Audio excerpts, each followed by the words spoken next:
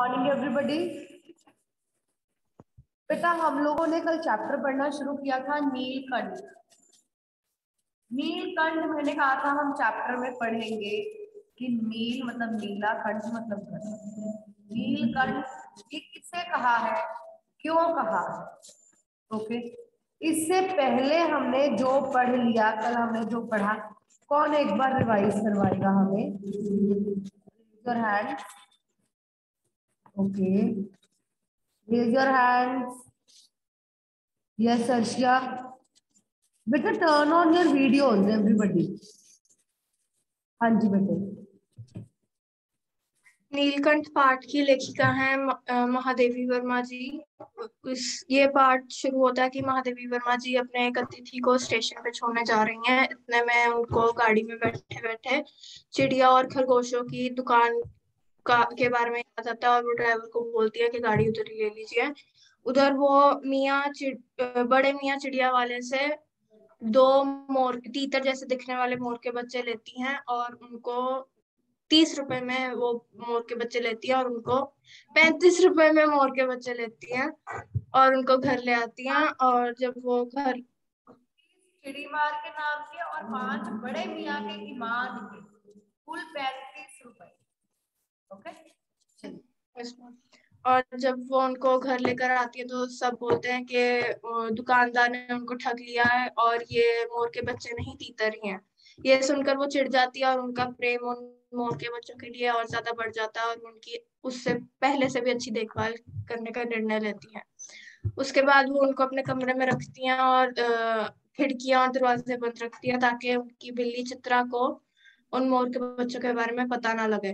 उसके बाद जब उनके कमरे की हालत एक चिड़िया खाने जैसी हो जाती है तो वो निर्णय लेती हैं कि वो उनको बाकी जीव जंतुओं के सामान्य निवास में रहने देंगी।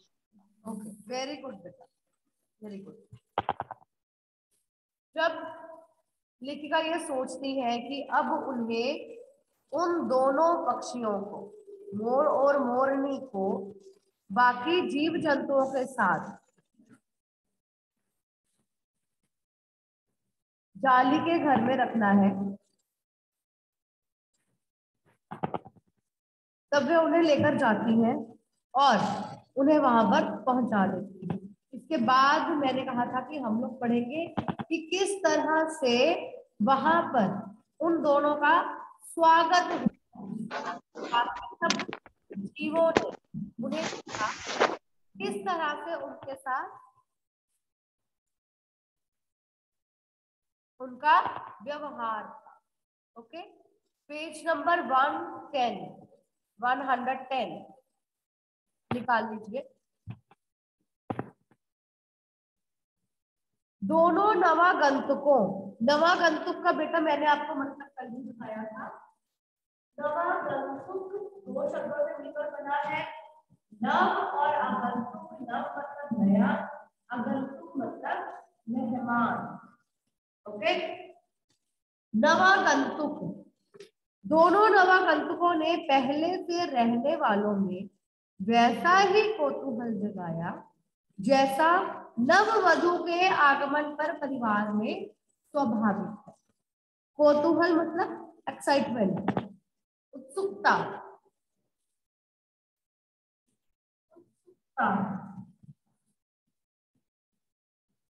एक्साइटमेंट, वैसी ही एक्साइटमेंट उनके अंदर थी जो पहले से जालीगर में थे। जैसे घर में कोई नई नवेली दुल्हन आती है और उसके प्रति बाकी लोग बहुत ही एक्साइटेड होते हैं देखने के लिए, बात करने के लिए, क्या पहना है, कैसे बैठ रही है, कैसे बात कर रही है ना, कैसे खा रही है। हर तरह से हर व्यक्ति उन्हें देखना चाहता है। लक्का कबूतर, अब कबूतर का नाम है लक्का कबूतर, जैसे बिल्ली का नाम था चित्रा, वैसे ही कबूतर का नाम लक्का। जो लेखिका थी उनकी खासियत थी कि उनके घर में जो भी पशु पक्षी आते थे वो उनके नाम रख देती थी। ठीक है, हर व्यक्ति को भी अच्छा लगता है ना, हमारा नाम होता है, हमें हमारे नाम से बुलाया जाता है। इसी तरह से लेखिका घर में जो भी जीव जंतु आता था, लेखिका उसका नामकरण करती थी, उसका नाम रखती थी। लक्का कबूतर नाचना छोड़कर दौड़ पड़े। कबूतर जो था वो नाच रहा था, उसने अपना नाचना बीच में छोड़ दिया और भागा उन्हें देखने के लिए। और उनके चारों ओर घूम घूम कर गुटर गु की रागिनी अलापने लगा। तो कबूतर की आवाज क्या होती है? गुटर गु, है ना।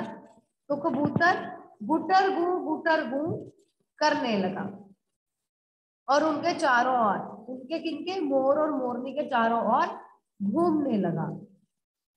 बड़े खरगोश सभ्य सभासदों के समान क्रम से बैठकर गंभीर भाव से उनका निरीक्षण करने लगे। निरीक्षण मतलब ऑब्जर्व करने लगे, उनको ऑब्जर्व कर रहे। एक घर का सीन सोचो जहां पर नई दुल्हन आई है, डोली आई है, नई दुल्हन आई है। जो घर के छोटे छोटे बच्चे होते हैं उसके चारों ओर घूमने लगते हैं, है ना। कोई बात करने की कोशिश कर रहा है, कोई देख रहा है, कोई निहार रहा है, कोई अपनी शरारतें करके उसको अट्रैक्ट करने की कोशिश कर रहा है। होता है ऐसा या नहीं होता? चोमी थाम, कभी चाचा की शादी हुई, मामा की शादी हुई, हमारे घर में नई नवेली दुल्हन आई, तो क्या ऐसा होता है या नहीं होता? Respond quickly. ओके, यस, है ना। तो ऐसा होता है। और जो बुजुर्ग बैठे होते हैं घरों में, जो बड़े होते हैं, वो लोग आराम से चेयर्स पर बैठे होते हैं, कुछ कुछ अपनी बातें कर रहे होते हैं और दुल्हन को भी देख रहे होते हैं, बातें कर रहे होते हैं। होता है ऐसा कि वो ज्यादा बोल नहीं रहे होते, पर बड़े ही कल्चर्ड वे में, बड़े तरीके से अच्छे से बैठे होते हैं और सब देख रहे होते हैं क्या हो रहा है। होता है या नहीं होता? सिर्फ एक का ही थंब शो हो रहा है, 2 3 बस, बाकी और किसी ने नहीं देखा ऐसा। ओके, इसी तरह से इस जाली घर में भी लक्का कबूतर नाचना छोड़कर उनके आसपास गुटरगू करने लगे। और जो बड़े खरगोश थे सभ्य सभासदों के समान, बड़े बुजुर्गों की तरह सभासदों के समान, सभा के जैसे बहुत बड़े लोग हों, क्रम से बैठकर, ऐसे लाइन में बैठकर गंभीर भाव से उनका निरीक्षण करने लगे, उनको देखने लगे। ऊन की गेंद जैसे छोटे खरगोश, ऊन की गेंद, ऊन का गोला होता है, आप लोगों ने अपने घरों में देखा होगा ऊन का गोला। ऊन की गेंद के जैसे छोटे खरगोश उनके चारों ओर उछल कूद मचाने लगे। तोते मानो भली भांति देखने के लिए एक आंख बंद करके उनका निरीक्षण करने लगे। जो तोते थे वो भी उनको भली भांति बहुत अच्छे से देखना चाहते थे और उनको देखने के लिए अपनी एक आंख बंद करके उनको देखने लगे। उस दिन मेरे चिड़िया घर में मानो भूचाल आ गया, क्योंकि लेखिका के पास पहले कोई मोर मोरनी नहीं थे। ये नए जीव थे जो वहां पर आए थे, जिन्हें बाकी जीवों ने पहले कभी देखा नहीं था। और उस दिन तो मानो उसके जाली घर में भूचाल ही आ गया था। कोई कुछ कर रहा है, कोई कुछ कर रहा है, हैरान परेशान हो रहे हैं, कोई खुश हो रहा है। धीरे धीरे दोनों मोर के बच्चे बढ़ गए। अब छोटे बच्चे थे, बड़े हो रहे हैं। जब एक छोटा बच्चा होता है, छोटे छोटे हाथ पैर होते हैं, है ना, छोटा सा मुंह होता है, लेकिन जैसे जैसे ग्रो करता है बेबी, तो उसके बॉडी पार्ट्स ग्रो करते हैं, हाथ पैर, है ना, फेस, हाथ पैर सब ग्रो करते हैं, बाल भी ग्रो करते हैं, ठीक है। इसी तरह से जो मोर मोरनी के बच्चे थे, धीरे धीरे दोनों मोर बढ़ने लगे, बड़े होने लगे। उनका कायाकल्प, कायाकल्प मतलब शरीर में बदलाव, उनका कायाकल्प होने लगा, उनमें एकदम से चेंज आ गया। वैसा ही क्रमशः और रंगमय था जैसे इल्ली से तितली का बनना। कोकून से बटरफ्लाई बनती है, यस और नो? कोकून से बटरफ्लाई बनती है ना, उसे कहते हैं इल्ली से तितली। तितली मतलब बटरफ्लाई, कोकून मतलब इल्ली। इल्ली से तितली कैसे बनती है? कोकून होता है और बटरफ्लाई बन जाती है। कोकून को देखकर क्या कभी लगता है कि ये बटरफ्लाई बनेगा? बिल्कुल ही डिफरेंट ही होता है ना वो। और उसमें जब चेंजेस आते हैं तो बिल्कुल ही अलग ही उसकी शेप, उसका रंग रूप सब कुछ अलग हो जाता है ना। इसी तरह से जो तीतर जैसे मोर के बच्चे लगते थे उनका भी कायाकल्प हो गया, वो भी एकदम से बदल गए। इतने छोटे छोटे जो फ्रेम में फोटो जैसे लग रहे थे जिनको जड़ा हुआ हो, वो एकदम से बहुत ही सुंदर मोर मोरनी बन गए। मोर के अब बताया हुआ है कि उसमें कैसे चेंजेस आए, क्या चेंजेस आए, वो कैसे दिखने लगे थे जब वो ग्रोन अप हो गए थे, जब वो बड़े हो गए तो वो कैसे दिखने लगे, ये बताया है। ओके, अब हम जो पढ़ेंगे फर्स्ट पैराग्राफ में मोर के बारे में बताया हुआ है, उसके बाद मोरनी के बारे में। ओके, अब पहले मोर के बारे में पढ़ते हैं। मोर के सिर की कलगी और सघन, ऊंची और चमकीली होती। मोर के सिर पर कलगी होती है ना, जब हम मोर ड्रॉ करते हैं तो ऐसे ऐसे करके बना देते हैं ना उसके सिर पर, ऐसे जो मोर को ड्रॉ करते हैं ये बनाते हैं, ये होती है कलगी। ठीक है, उसकी जो कलगी थी और सघन, सघन मतलब डेंस हो गई थी, सुंदर हो गई थी, घनी हो गई थी। जैसे घने घने बाल होते हैं ना, हेवी, वैसी हो गई थी, ऊंची हो गई थी और चमकीली हो गई थी, उसमें चमक आ गई थी। चोंच अधिक बंकिम और पैनी हो गई थी, तीखी। बंकिम और पैनी मतलब तीखी हो गई थी चोंच। आंखों में इंद्रनी की नीलाभ द्युति झमकने लगी थी, यानी कि आंखें नीली हो गई थी, आंखें नीली थी। लंबी नील हरित ग्रीवा, नील हरित ग्रीवा, नील मतलब नीली, हरी मतलब हरी, नील हरित, हरित मतलब हरी, ग्रीवा मतलब गर्दन।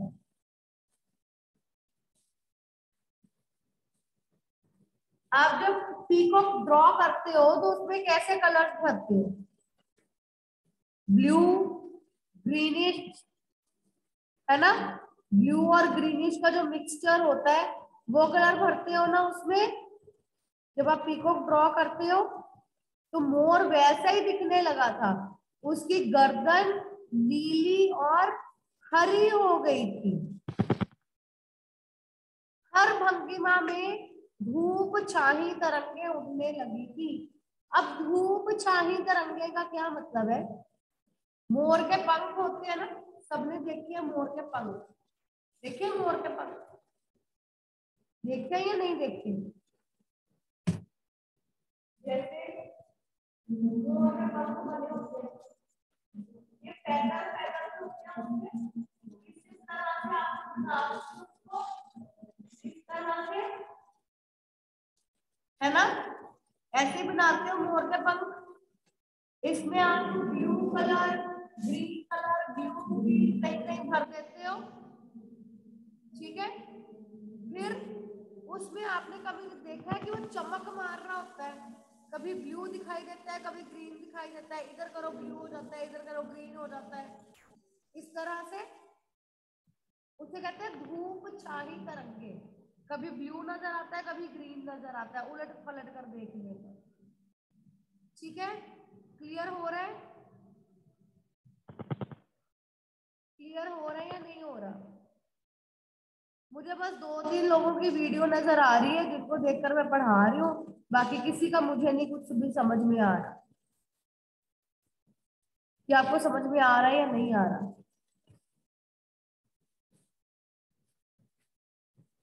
ओके, दक्षिण वाम, दोनों पंखों में सलेटी और सफेद आलेखन स्पष्ट होने लगे। आलेखन यही होती है ना,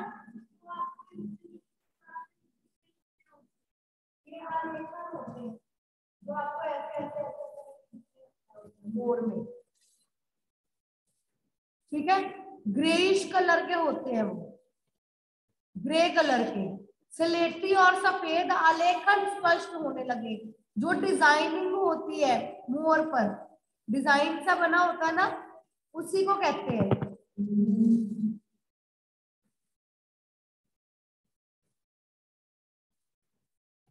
ओके,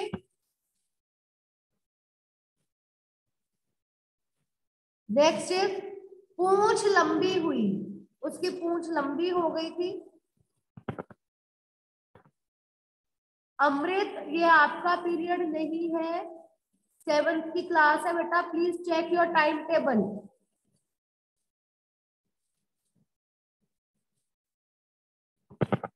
चलिए, दक्षिण वाम दोनों पंख, दक्षिण वाम मतलब राइट और लेफ्ट के, राइट और लेफ्ट के दोनों तरफ के जो पंख थे उसके, उस पर डिजाइन जो था वो क्लियर नजर आने लगा था।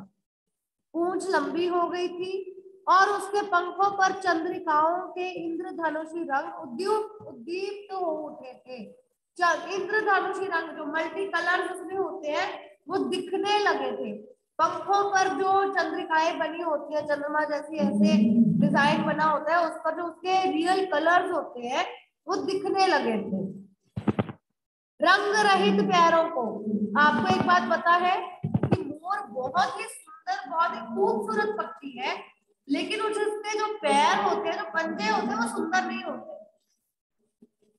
आपको पता है ये बात?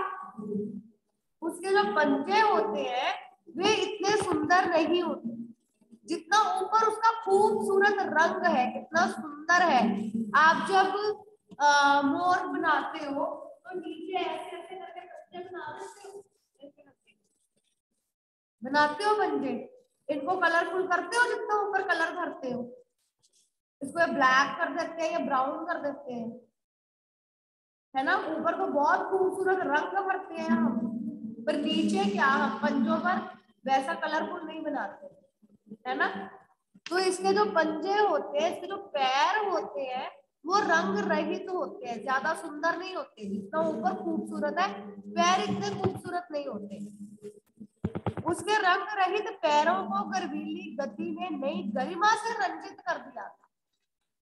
उसके जो पैर थे रंग रहित थे, रहित मतलब बिना, कोई ऐसा सुंदर रंग नहीं था, लेकिन उसमें गति बड़ी सुंदर थी, गर्वीली गति थी। उसकी चाल बड़ी सुंदर थी, मोर की बहुत ही सुंदर चाल वाला हो गया था।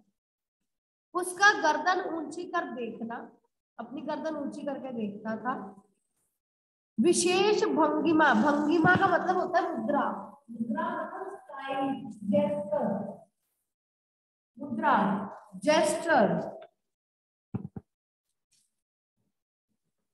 विशेष भंगिमा के साथ उसे नीची कर दाना चुगना, पानी पीना, टेढ़ी कर शब्द सुनना आदि क्रियाओं में जो सुकुमारता और सौंदर्य था, उसका अनुभव देखकर ही किया जा सकता है। लेखिका कहती है कि ऐसे बताना ही बड़ा मुश्किल है। आप जब उसको मोर को देखेंगे, उसकी गर्दन इतनी सुंदर थी मोर की कि जब वो अपनी गर्दन टेढ़ी करके सुनता था, और जब गर्दन नीची करके दाना चुगता था, पानी पीता था, और गर्दन ऊंची करके जब देखता था, ये सारी जो क्रियाएं थी, ये सारे जो एक्शंस करता था, वो कहती है उसमें जो सुकुमारता और सौंदर्य था, उसका अनुभव देखकर ही किया जा सकता है। मतलब हम देखकर ही उसे बता सकते हैं, उसको वर्ड्स में एक्सप्लेन करना ही बड़ा मुश्किल है।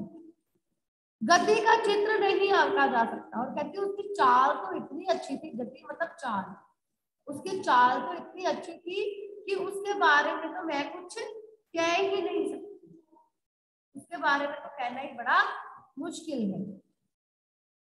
मोरनी का विकास मोर के समान चमत्कारिक तो नहीं हुआ। जो मोर था वो बहुत ही सुंदर तरीके से ग्रो हुआ था, बहुत ही ब्यूटीफुल था।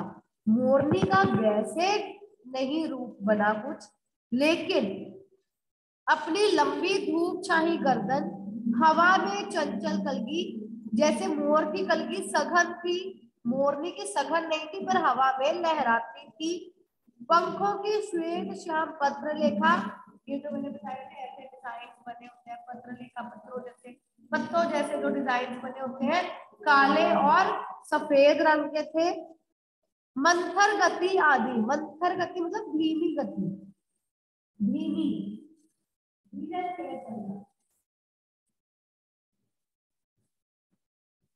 मंथर गति से वह भी मोर की उपयुक्त सहचारिणी होने का प्रमाण देने लगी। वह भी मोर के साथ रहने वाली उसकी साथी की तरह ही लगने लगी थी। मोर का बहुत ही चमत्कारिक विकास हुआ था। मोरनी का वैसे तो नहीं हुआ, लेकिन फिर भी उसकी हवा में लहराती हुई कलगी थी, काले और सफेद रंग के उसका डिजाइन था, उसकी पत्र लेखा थी और मोर के साथ वह अच्छी लगती थी। ये उसकी साथी होने का प्रमाण देने लगी थी। क्लियर बेटा? किसी को इसमें कोई डाउट हो तो पूछ लो। नो डाउट, चले आगे। ओके, अब हम नीलकंठ शब्द पर आ रहे हैं। नीलकंठ, नेक्स्ट पेज पर। नीलाभ ग्रीवा, नीलाभ मतलब नीली, नीले रंग की, जिसमें नीली नीली आभा थी, नीली नीली चमक थी गर्दन में। नीलाभ ग्रीवा के कारण मोर का नाम रखा गया नीलकंठ। मोर का क्या नाम रखा गया?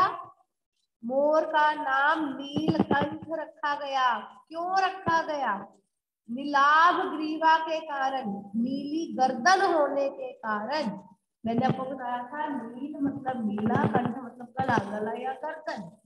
नीली गर्दन होने के कारण मोर का नाम नीलकंठ रखा गया।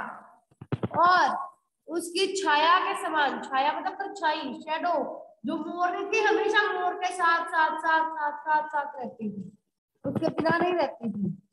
उसकी छाया के समान रहने के कारण मोरनी का नामकरण हुआ राधा।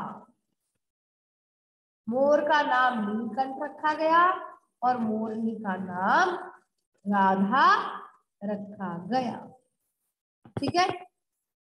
मुझे स्वयं ज्ञात नहीं, स्वयं ज्ञात नहीं मतलब मुझे खुद पता नहीं, नीलकंठ ने अपने आप को चिड़ियाघर के निवासी जीव जंतुओं का सेनापति और संरक्षक नियुक्त कर लिया। अंडरलाइन करो इसको, उसने खुद को, ऊपर वाला भी अंडरलाइन करो जो नामकरण वाली लाइन है, और ये भी कि वो कहती है मुझे पता ही नहीं उसने खुद को कब बाकी जीव जंतुओं का सेनापति और संरक्षक नियुक्त कर लिया।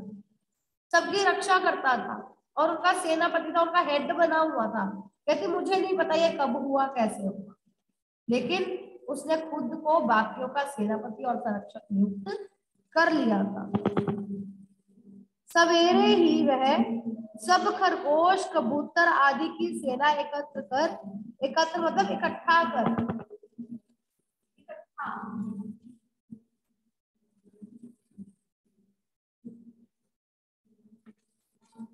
सुबह ही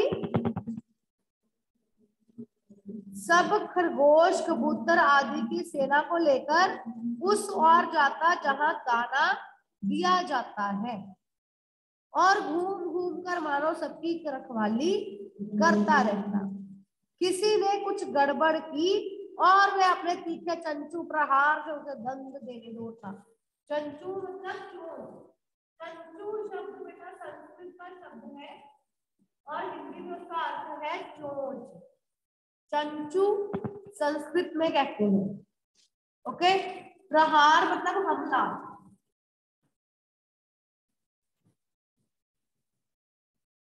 जहां सभी जीव जंतुओं को सुबह के समय दाना दिया जाता था, सबको इकट्ठा करके वहां ले जाता, घूम घूम कर सबकी रखवाली करता कि सब अच्छे से खा रहे, किसी को कोई दिक्कत तो नहीं है, कोई प्रॉब्लम तो नहीं है, और अगर कोई समस्या खड़ी करता या कोई गलत काम करता या कोई गड़बड़ करता तो अपनी चोंच से हमला करके उसको दंड भी देता था। ओके, दंड मतलब पनिशमेंट। खरगोश के छोटे बच्चों को वह चोंच से उनके कान पकड़कर ऊपर उठा लेता। खरगोश के जो छोटे छोटे बच्चे होते थे उनको अपनी चोंच से उनके कान से पकड़कर ऊपर उठा लेता था। उसकी चोंच भी बड़ी तीखी थी। और जब तक वे आर्त क्रंदन ना करने लगते, आर्त क्रंदन क्या होता है, चीखने चिल्लाने लगते, चोर ना करने लगते, रोने ना लगते, उन्हें अधर में लटकाए रखता। अधर में बीच में लटका के रखता, चोंच से उठा लेता और ऐसे ऐसे लटकाए रखता। घर में जब छोटे बच्चे होते तो उनको खिलाते हैं ना, उठाते हैं, उछालते हैं, इधर करते हैं, उधर करते हैं। शुरू में तो बच्चे को मजा आता है, बाद में वो उसको तब तक नहीं छोड़ते जब तक वो रोने नहीं लग जाता। होता है ऐसे। कई बार हमारे घर में कोई मेहमान आ जाते हैं, कोई रिश्तेदार आ जाते हैं जिनका छोटा सा प्यारा सा बेबी होता है, हम उसको उठा लेते हैं और पूरी उठाने की कोशिश करते हैं जब तक वो रोने नहीं लगता, फिर उसको छोड़ते हैं, है ना। उसको उठा के हमें मजा आता है। उसको भी ऐसे ही आनंद मिलता था। कभी कभी उसकी पैनी चोंच से खरगोश के बच्चों का कर्ण वेद संस्कार हो जाता। कर्ण वेद संस्कार क्या होता है? जब उन्हें ऐसे चोंच से उठाता था, कान से, चोंच से कान को पकड़कर उठाता था, कभी कभी कर्ण वेद संस्कार हो जाता था। हम लोगों ने ये इयररिंग्स पहन रखे हैं, ये छेद है कानों में, है ना। कुछ लोगों ने घर में करवाए होंगे, कुछ लोगों के घरों में रिचुअल्स होते हैं कि पार्टी भी रखी गई होगी, मेहमानों को, रिश्तेदारों को भी बुलाया गया होगा, और कुछ लोगों ने ऐसे ही सुनार के पास जाकर करवा लिया होगा, है ना। जो हमारा जो इंडियन कल्चर है बेसिकली, उस कल्चर में एक रिचुअल होता है कर्णवेद संस्कार का। अलग अलग तरह के संस्कार होते हैं जिसमें बच्चे के पैदा लेने से लेकर मरने तक के संस्कार होते हैं, ठीक है। जिसमें एक है कर्णवेद संस्कार, जब कानों को छिदा जाता है, कानों में जब छेद किए जाते हैं। ओके, तो कहती है कि ऐसे उठा लेता था कि कई बार तो खरगोश के बच्चों के कर्णवेद संस्कार हो जाता था, मतलब उनके कानों में छेद हो जाते थे। Okay, is it clear? कोई डाउट किसी को? ओके, चलिए।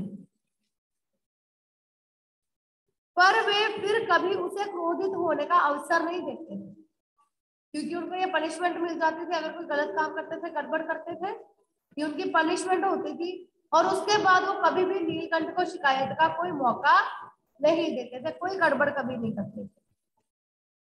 दंड विधान के समान ही उन जीव जंतुओं के प्रति उसका प्रेम भी असाधारण था। अगर कोई गलती करता था तो वो दंड देता था, पनिशमेंट देता था, लेकिन वो उनसे प्यार भी बहुत ज्यादा करता। उसका प्यार भी उनके लिए असाधारण था। जैसे दंड असाधारण था, वैसे ही प्यार भी असाधारण था। बहुत प्यार करता था उससे। प्रायः वह मिट्टी में पंख फैलाकर बैठ जाता। वे सब उसकी लंबी पूंछ और सघन पंखों के नीचे छुआ छुआ सकते थे। छुआ छुआ मतलब पकड़न पकड़ाई। उसके बड़े बड़े पंख थे जिनको वो मिट्टी में फैलाकर बैठ जाता था, और जो छोटे छोटे खरगोश के बच्चे या कोई भी होते वो उसके पंखों के नीचे पकड़न पकड़ाई जैसा खेल खेलने लगते। ऐसे ही किसी स्थिति में एक बार ऐसे ही क्या हुआ, ऐसे ही किसी स्थिति में मतलब एक बार ऐसा ही हुआ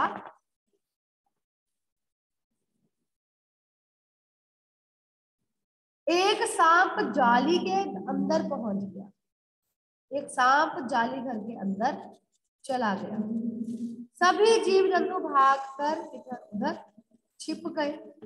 केवल एक शिशु खरगोश, शिशु मतलब बच्चा, एक खरगोश का अच्छा,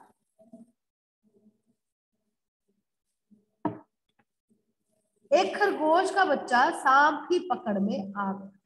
सभी बचकर भाग गए, छिप गए। एक सांप का बच्चा उसकी पकड़ में आ गया। निगलने के प्रयास में सांप ने उसका आधा पिछला शरीर तो मुंह में दबा रखा था। शेष आधा जो बाहर था उसे ची ची का स्वर इतना तीव्र नहीं निकल सकता था कि किसी को स्पष्ट सुनाई दे। स्पष्ट मतलब साफ, क्लियर। जो खरगोश का बच्चा था, सांप ने उसको पीछे से पकड़ा हुआ था। आधा हिस्सा उसका सांप के मुंह में था, पीछे का हिस्सा, और जो आगे का हिस्सा था उसे वो ची ची कर रहा था, रो रहा था, आवाजें निकाल रहा था, लेकिन इतने जोर से आवाज नहीं निकाल पा रहा था कि बाकियों को सुनाई दे। किसी को पता ही नहीं चला कि वो सांप की पकड़ में आ गया है। नीलकंठ दूर ऊपर झूले में सो रहा था। उसी के चौकन्ने कानों ने उस मंद स्वर की व्यथा पहचानी और वह पूंछ पंख समेटकर सर से एक झपटे में नीचे आ गया। नीलकंठ को सुनाई दिया, उसको लगा कि कोई मुसीबत में, और उसी समय नीचे आ गया। संभवतः अपनी सहज चेतना से ही उसने समझ लिया होगा कि सांप के फन पर चोंच मारने से खरगोश भी घायल हो सकता है। अगर खरगोश को बचाने के लिए वो सांप के फन पर चोंच मारता तो सांप अपना मुंह दबाता और खरगोश और ज्यादा घायल हो जाता, है ना। उसने सांप को फन के पास पंजों से दबाया, चोंच नहीं मारी बल्कि फन के पास अपने पंजों से उसको दबा लिया, और फिर चोंच से इतने प्रहार किए कि वह अधमरा हो गया। पकड़ ढीली पड़ते ही खरगोश का बच्चा मुख से निकल तो आया, परंतु निश्चेष्ट सा वही पड़ा रहा। निश्चेष्ट